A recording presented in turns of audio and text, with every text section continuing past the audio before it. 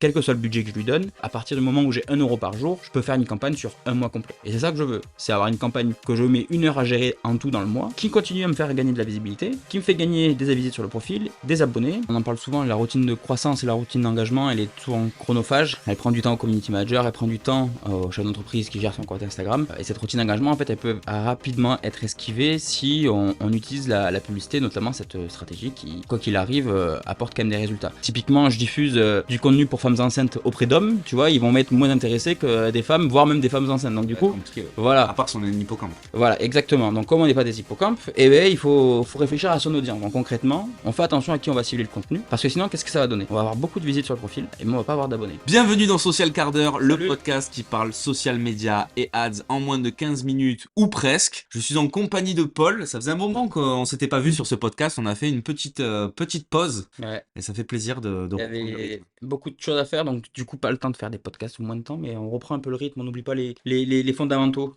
Donc c'est important. C'est plutôt une bonne nouvelle, vous verrez, on a développé pas mal de choses et on a eu pas mal de nouveaux clients aussi, donc plutôt bonne nouvelle pour Social Quart d'heure. Aujourd'hui, on va aborder un sujet qui, en tout cas, est le nerf de la guerre sur Instagram, c'est les fameux comment gagner des abonnés, certes, mais comment gagner des abonnés de façon éthique, puisque on connaît la classique de acheter des abonnés, mais on sait que derrière, il y aura pas forcément de l'engagement, puisque c'est soit en général, c'est des bots qui derrière vont vous faire gagner un abonné, mais vous allez plomber votre engagement. Et nous aujourd'hui on va parler de comment gagner des abonnés sur Instagram avec Meta Ads. Paul va nous expliquer comment le mettre en place étape par étape. Vous allez voir qu'en fait ça va prendre 5 minutes si on a la bonne stratégie. Mais d'abord c'est pourquoi c'est intéressant de mettre en place cette stratégie. Bah parce qu'on le sait, on en parle souvent, la routine de croissance et la routine d'engagement, elle est souvent chronophage. Elle prend du temps au community manager, elle prend du temps au chef d'entreprise qui gère son compte Instagram. Et cette routine d'engagement, en fait, elle peut rapidement être esquivée si on utilise la publicité, notamment cette stratégie qui, quoi qu'il arrive,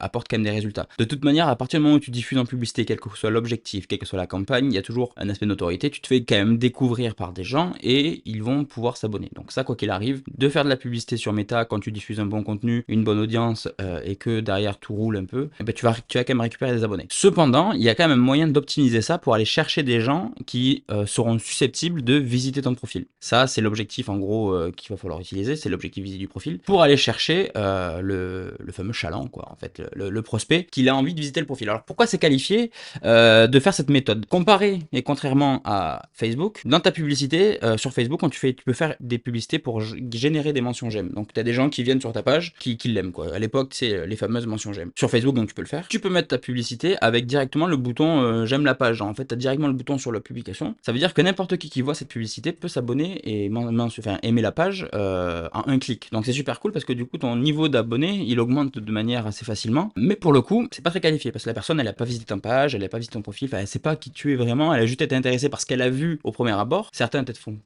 l'effort d'aller regarder un peu ce qui se fait avant de s'abonner. Mais sur Facebook, en tout cas, en général, c'est beaucoup de curieux qui s'abonnent et ils savent pas trop en quoi. L'avantage avec Insta, c'est qu'il y a une action supplémentaire. L'objectif, c'est visiter le profil. Donc quand il arrive sur le profil, il a pas d'autre choix que de regarder ce qui se passe. Il est pas abonné. Donc du coup, s'il est pas intéressé par le contenu pour une raison X ou Y, il s'abonnera pas. Par contre, si derrière tu as du bon contenu, tu as un bon compte, enfin, en tout cas tu respectes un petit peu la charte éditoriale de ta publicité, style il a cliqué sur un contenu drôle, il arrive sur un compte, il y a d'autres contenus drôles, il peut se dire c'est cool, je vais m'abonner pour voir ce qu'il y a d'autre. Donc c'est vraiment quand on le met en place, il y a le bouton visiter le profil en fait. Ouais, en gros, tu sais, c'est le fameux quand soit tu fais un boost derrière et tu utilises l'objectif visiter le profil. Donc c'est la première étape concrètement pour le faire. Soit tu passes avec ton boost de post et tu fais visiter le profil, c'est l'objectif, à attirer des visites sur ton profil. Soit tu utilises sur le gestionnaire de publicité, pour celles et ceux qui s'en servent, faut utiliser l'objectif trafic avec visiter le profil. Donc ouais, ça c'est depuis le gestionnaire de pub et on peut du coup depuis le gestionnaire de pub récupérer une publication déjà existante. Alors ouais, ça vient d'abord à l'étape 2.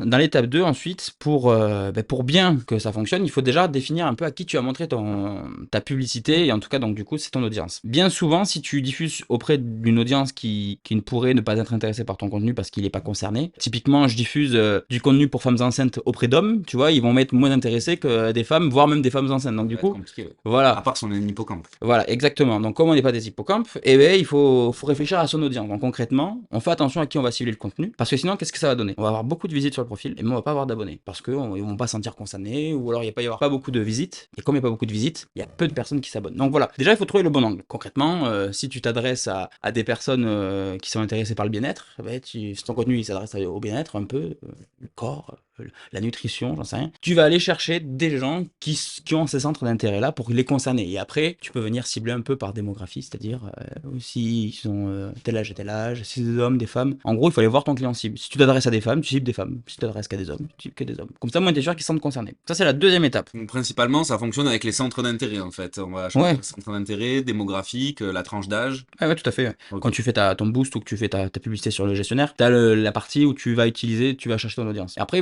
tu vas utiliser, la dernière étape, c'est la publication. Donc encore une fois, il faut que la publication concerne l'audience que tu vas chercher. Donc derrière, tu vas aller récupérer du contenu en lien. Si par exemple, tu t'adresses à plusieurs cibles, tu vas pouvoir faire à la limite un contenu, une cible. Comme ça, au moins, tu t'embêtes pas. Tu sais que ce contenu, il est intéressé pour ta cible A. Et tu fais un autre contenu où tu en as d'autres qui sont déjà existants. C'est cible B. Comme ça, au moins, hop, tu vas sur l'un, tu vas sur l'autre. Au moins, tu es sûr que c'est optimisé. Quand tu fais un boost de poste, en général, tu récupères une publication de ton compte, tu fais ta petite sélection et tu lances plusieurs boosts. Depuis le gestionnaire, c'est pareil, tu récupères une publication, tu fais ta publicité, tu mets dans ton gestionnaire tranquille. Et l'avantage avec le gestionnaire, c'est que tu peux cumuler plusieurs publicités sur une seule audience. Ça veut dire que nous, concrètement, on va cibler des gens qui sont intéressés, par exemple, sur la publicité en ligne. Mais on peut leur diffuser plein de contenus qu'on a fait sur le podcast qui parlent de publicité. Ça, je suis sûr que déjà, ils ont un petit intérêt. Par contre, quand on parle plus de marketing, des réseaux sociaux, quand on parle de Biril, tu vois, c'est pas de la publicité, mais c'est quand même du contenu médias sociaux. Ben là, du coup, j'ai peut-être aller chercher une audience qui est intéressée par le marketing des médias sociaux. Et comme on en a plusieurs, et ben on cumule. Donc en général, je mets 3 contenus sur une audience. En fonction de la thématique, je vais chercher une audience différente. Comme ça, je suis sûr de les concerner un maximum. Alors des fois, je peux faire aussi un A/B testing. J'utilise les mêmes contenus sur 2 audiences différentes. Comme ça, même, je peux savoir aussi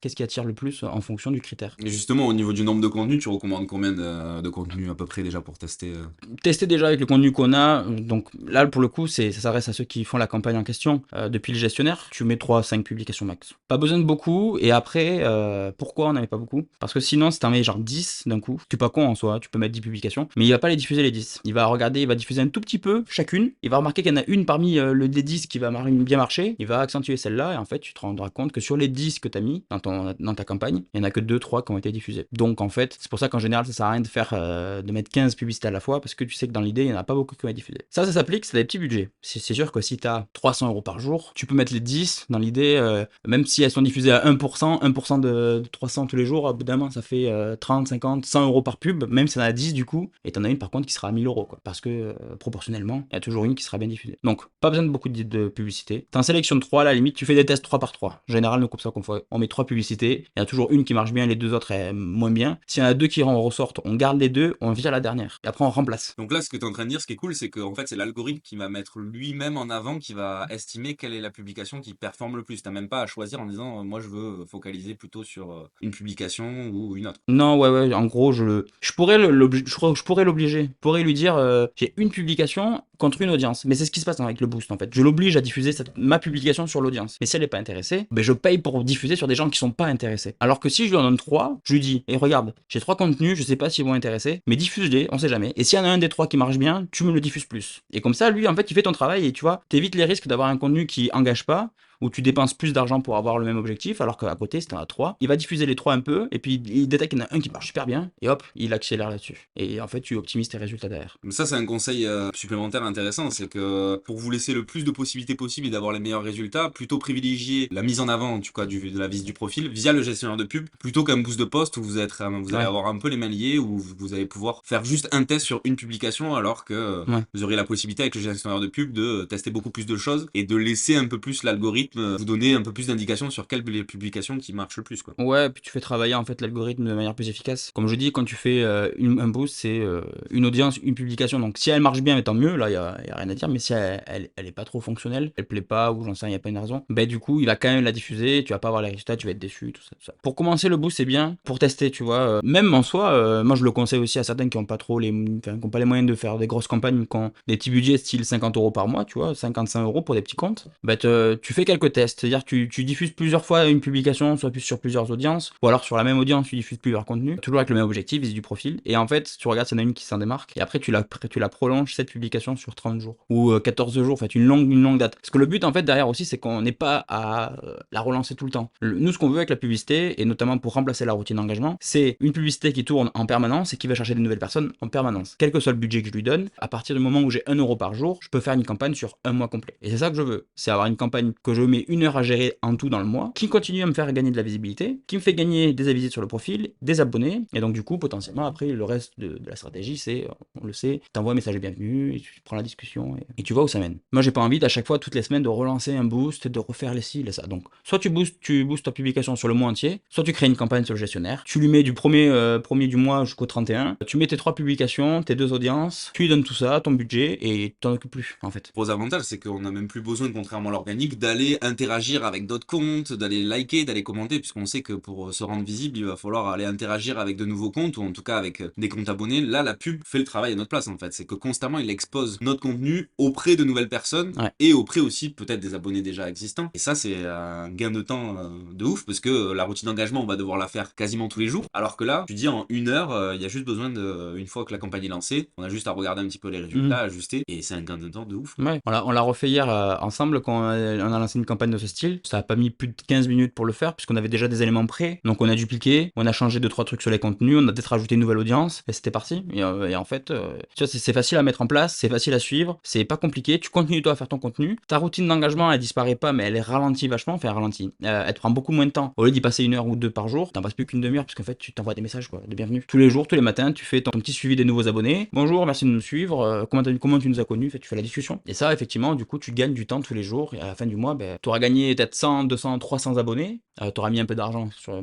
Mais c'est pas de l'argent perdu, puisque c'est des gens qualifiés, encore une fois. Ils ont visité le profil, ils ont aimé ce qu'ils ont vu, ils ont cliqué sur s'abonner. C'est-à-dire que demain, tu fais une publication, ils ont des chances de l'avoir. Les stories, c'est pareil. Donc, t'as investi un peu d'argent, t'as gagné en visibilité, t'as gagné en abonnés, et potentiellement, t'as gagné en business, parce que, on le sait, la méthode la plus efficace pour déclencher des rendez-vous, c'est le message privé. Et on le voit nous aussi, quand on fait du message privé avec le compte, en général, même si ça déclenche pas un rendez-vous, ça fait bien auprès des prospects, et peut-être 2 ans après, ils signent, ils prennent un truc chez nous, mais au moins, grâce à la publicité et à ça, ils ont pu commencer à prendre connaissance de notre existence. Et au final, c'est moins intrusif puisque la personne s'est déjà abonnée. Donc en fait, on est totalement légitime à lui envoyer un message. Ouais. Et c'est intéressant, nous, ça nous est déjà arrivé de dire ah ben je vous ai découvert via une publicité et derrière d'enclencher la discussion. Voilà, c'est ça. Donc, il y a tout à y gagner et il faut juste le faire. Donc, voilà. Si vous avez du contenu qui existe, si vous avez un peu d'argent de publicité à investir, que ce soit 50, 100, 150 € par mois, on parle pas de gros budget, on parle simplement de budget raisonnable. Soit le boost pour commencer, comme ça au moins vous mettez un peu le pied à l'étrier, vous voyez ce que ça vous rapporte. Vous regardez combien de visites du profil vous avez avec un budget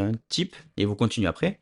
Et après, sinon, vous regardez notre vidéo YouTube. Mais oui, quelle transition. Et ouais, où on montre comment on fait cette fameuse campagne, où on filme un peu notre écran, on montre comment on met les étapes, étape par étape, enfin, comment on met en place la campagne étape par étape. J'en perds mes mots tellement c'était incroyable. Et après, tu t'en occupes plus, quoi. Et tu fais ça pour tous tes clients, et à la limite, tu le vends. Toi, derrière, ton compte y grossit, tes publications, elles prennent en engagement, et tout le monde est content dans l'idée. Ouais, c'est bénéfique que vous soyez peut-être CM et que vous voulez le proposer à vos clients, ou alors que vous soyez entrepreneur et que vous voulez peut-être l'appliquer pour vous. Et même que vous soyez CM et que vous voulez l'appliquer aussi pour vous, puisque ça permet de remplacer votre routine d'engagement. On le voit, on a un client, et on en parle dans la vidéo YouTube, je spoil un petit peu, mais en seulement un mois, c'était pour 50 abonnés. 250 € Voilà. dépensés, il y a eu un gain de 950 abonnés. Donc imaginez sur les 950 abonnés, combien derrière vont être convertis, même si on n'en convertit que 3 ou 4. Derrière, c'est totalement bénéfique puisque c'est un investissement de 150. En général, vos prestations, elles vont coûter plus cher que ça. Ça, c'est vraiment la base de la publicité. Si vous voulez commencer avec ça, c'est un truc tout simple, un objectif de gagner des abonnés, mais derrière, c'est des abonnés qui vont être qualifiés et que vous allez pouvoir transformer en client. C'est ça, t'as tout résumé.